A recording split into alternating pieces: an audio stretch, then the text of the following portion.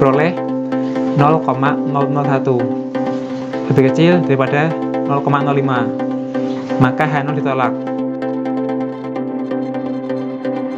Assalamualaikum warahmatullahi wabarakatuh. Halo semuanya, selamat datang di channel saya.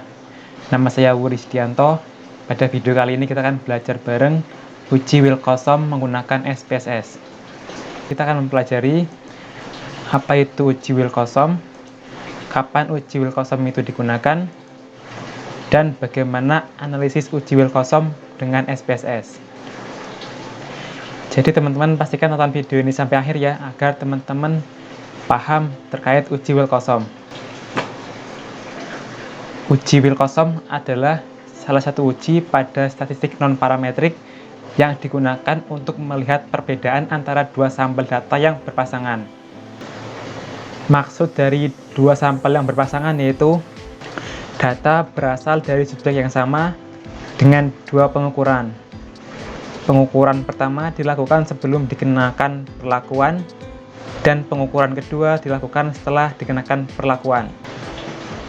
Uji Wilcoxon merupakan bagian dari statistik non-parametrik, sehingga tidak mensyaratkan data penelitian yang berdistribusi normal. Di sini kita akan melihat perbedaan antara uji paired sample t-test dengan uji Wilcoxon. Di sini apabila data berdistribusi normal, maka termasuk uji statistik parametrik. Dengan kasus dua sampel berpasangan, maka kita menggunakan uji paired sample t-test. Dan sebaliknya, apabila data penelitian diketahui berdistribusi tidak normal, maka menggunakan uji statistik non-parametrik. Dengan kasus dua sampel berpasangan, maka kita menggunakan uji Wilcoxon. Kapan kita menggunakan uji Wilcoxon?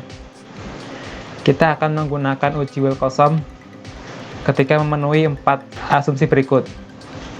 Yang pertama, data sampel tidak berdistribusi normal.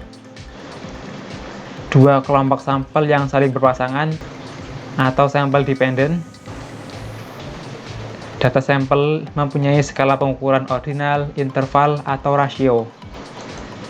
Untuk syarat terakhir yaitu jumlah sampel pada kedua kelompok data adalah sama. Kita ke contoh kasus dari uji Wilcoxon. Di sini suatu perusahaan melakukan pengamatan terhadap pengaruh promosi terhadap penjualan suatu produk. Perusahaan tersebut mengamati jumlah penjualan produk sebelum dan sesudah promosi. Apakah memiliki perbedaan yang signifikan atau tidak? Sampel diambil dari 15 toko. Dengan data sebagai berikut. Di sini ada dua variabel, ada variabel tanpa promosi dan promosi. Ini menggunakan skala pengukuran scale ya, karena ini berupa angka. Kasus ini merupakan dua sampel berpasangan, karena subjek penelitiannya yaitu jumlah penjualan dengan adanya perlakuan promosi. Pengukuran pertama itu dilakukan sebelum melakukan promosi, dan pengukuran kedua dilakukan setelah melakukan promosi. Oke, selanjutnya kita ke SPSS untuk analisis data. Di sini saya sudah melakukan input data ya. Di sini ada variabel tanpa promosi dan promosi. Jumlah sampelnya masing-masing ada 15.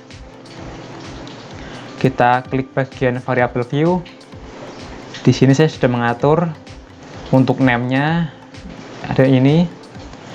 Desimalnya dibuat 0 untuk labelnya tanpa promosi. Untuk skala pengukurannya itu menggunakan scale.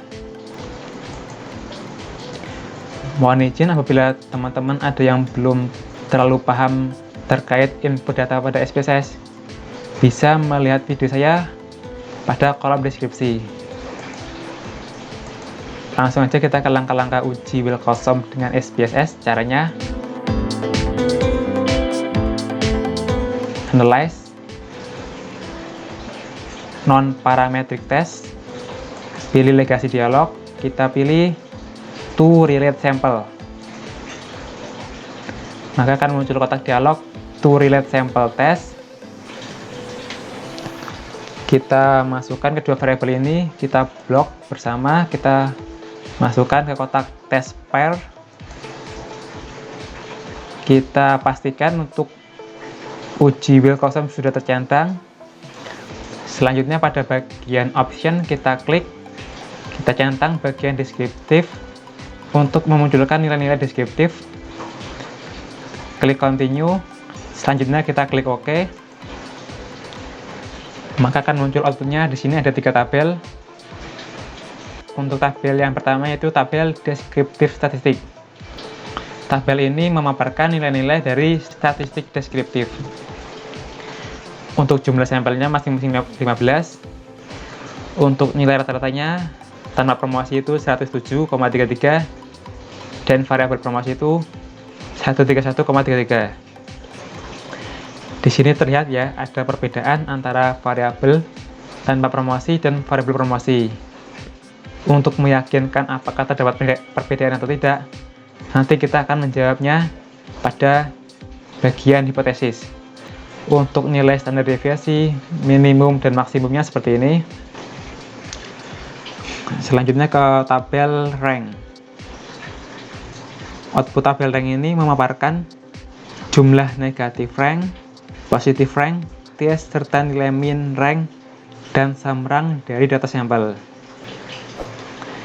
Di sini diperoleh nilai negatif rank sebesar 0 yang disimbolkan dengan A kecil, yang artinya variabel promosi lebih kecil daripada variabel tanpa promosi. Untuk positif ranknya itu diperoleh 15, disimbolkan dengan B kecil, yang artinya variabel promosi itu lebih besar daripada variabel tanpa promosi.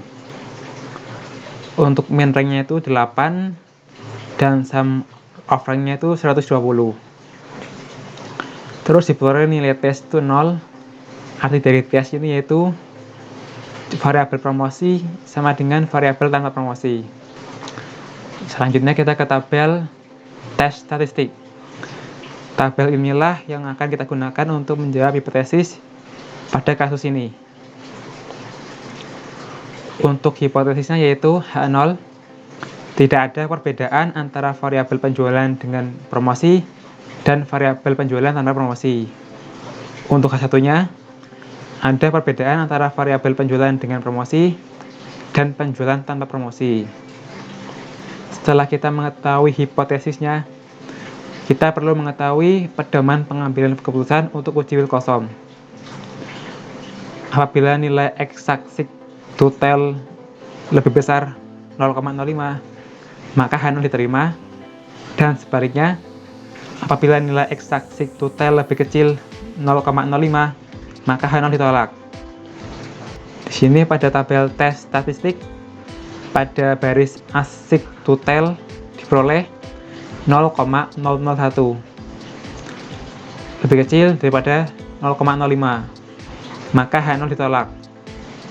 Karena H0 ditolak, maka H1 diterima. Jadi ada perbedaan antara variabel penjualan dengan promosi dan penjualan tanpa promosi.